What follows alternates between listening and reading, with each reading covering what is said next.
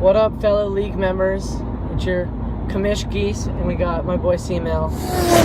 This is the first edition of Fantasy on the Go. We got a long drive ahead of us, so why not crank out your Week 2 recap starting now.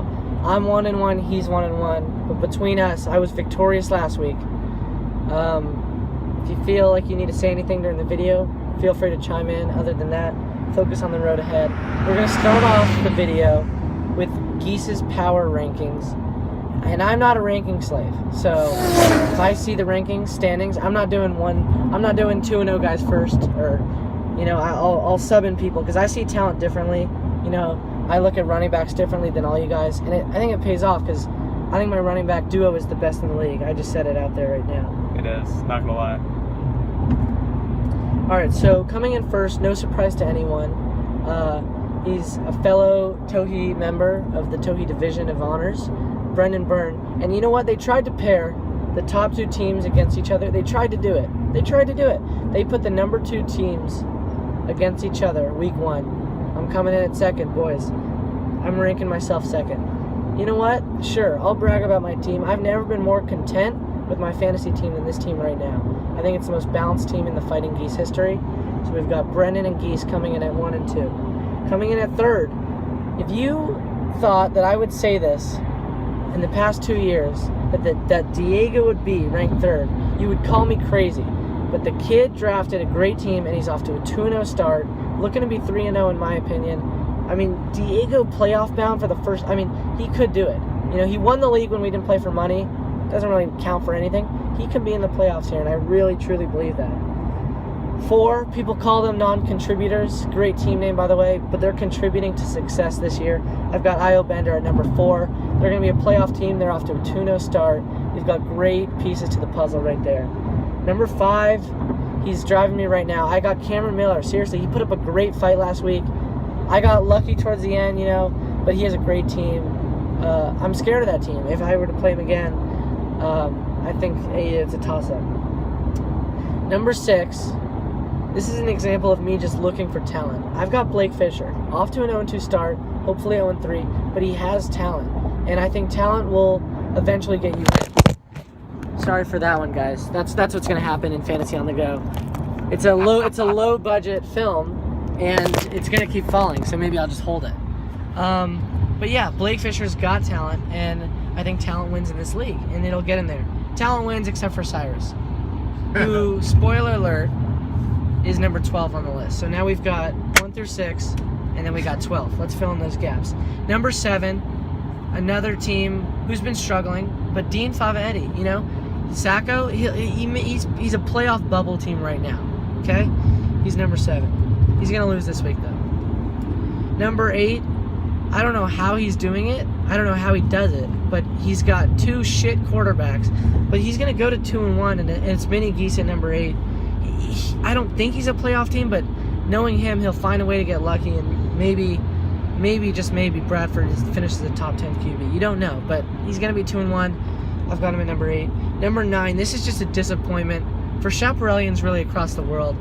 Luki Bartok is a perennial playoff contender, and I still root for him. I want him to be in the playoffs, but with this squad right here, with luck, Luki, we're all pulling for you very dearly.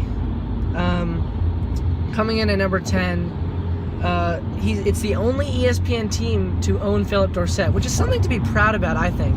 And just, I really, commend him for that. And the Dorsett family really appreciates Davidoff's efforts.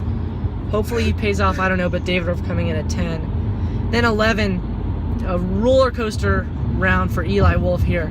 Got DJ, a surefire top 3 player, goes down. We don't know when he's coming back, but then he gets Antonio and he just trades him immediately. I thought Antonio could have really helped his team out. Correct me if I'm wrong, his wide receiver number 1 is Jermaine Kearse. I don't know what you're doing there, buddy. You got LaShawn, but like... If Dante Moncrief on your squad, he should be dropped. Yeah, you're number 11. And last but not least, it's Cyrus Amirian. I don't think he has that bad of a team. I would normally rank him maybe 7th or 8th, but it's the Cyrus luck. And that'll get him to what, maybe 3-13 or whatever, but... If he gets lucky. Cyrus's luck just brings him down to number 12. I don't see him ever getting into the playoffs. He could be the first person to not win a fantasy matchup this year. Could be the first. You've heard it here first. Power rankings in the books. Welcome back, league members. It is now time for the very brief Week 2 recap. I like to make it brief. I don't like to read all the scores and stuff. I just quick analysis and we're all good. But the first game, 144 to 122. It was a great game to say the least.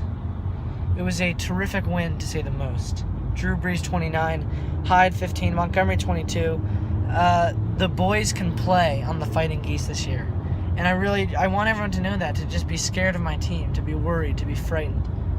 Cameron's team put up a great fight. He's got a great team, you know? Look at this guy. Great team. Thank you. Yeah, but it was a tricky matchup. You know, he had Jameis Winston and Derek Carr. I had their number one receivers.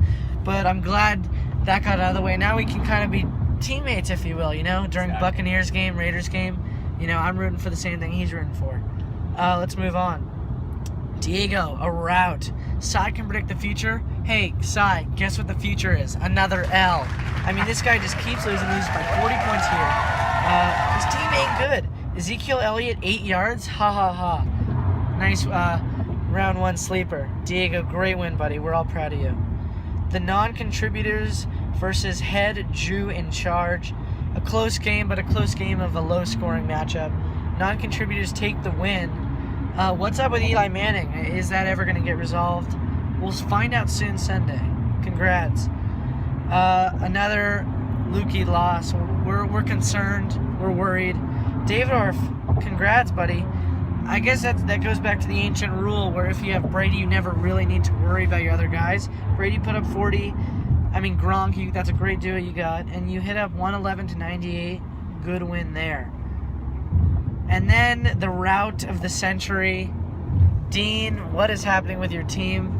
77 to 167, nearly a 100-point victory. Brendan is on top, and he is staying there. He's not going anywhere, folks. Brendan Byrne, a rout. Rogers 25, Hunt 22. Who scored less than 10? Just Tavecchio and Ted Ginn. This guy's team is here to stay. And last but certainly not least, it's Blake Fisher's team taking off against Mini Geese. Cameron, what do you think about Blake's team here? A honk. It's a honk. Prolonged honk. Well, Mini Geese got the dub. Blake falls to 0-2. As I've stated earlier, I'm hoping for Blake to go 0-3 this week as I'm trying to take him down. 118-105. Gurley was the significant factor there. And Michael Crabtree, how could I forget? Good job, Mini Geese. And Blake off to 0-2, but is he going 0-3? Next segment coming up after this break. Welcome back to the show. Oh, we got a caller, first-time caller. Elijah Wolf, welcome to the program. Hey guys, I just have one quick question. Yeah. How many minutes until you arrive at this place? Elijah, we've got a question from a fan. What is Jermaine Kearse doing on your roster? Scoring touchdowns, friend. Scoring touchdowns. The dude's horrible. And then we've got one question from @Diggy21. When is David Johnson coming back? Never. You've heard it here Never. first. Elijah Wolf, concerned, proud, profound. We'll be right back after this. On second down, Hyde breaks loose, turns it into a big gainer. Earl Thomas trying to cut him off. He's brought down from behind by Jeremy Lane. What a Cam. Cyrus, welcome to Fantasy Talk. We got a few questions for you. Hello? Cyrus, welcome to Fantasy Talk, man. We got a few questions for you here. I can't hear you. What the fuck did you just say? I don't even know what's on them, so like... Welcome to the fucking fantasy show, Cyrus. Get your shit on together. All right, right? Cyrus, we I got can't hear any of you. Cyrus and Marion, what's up, buddy? Cy. Still put that in the video. Still put that in. 32 to start the fourth quarter.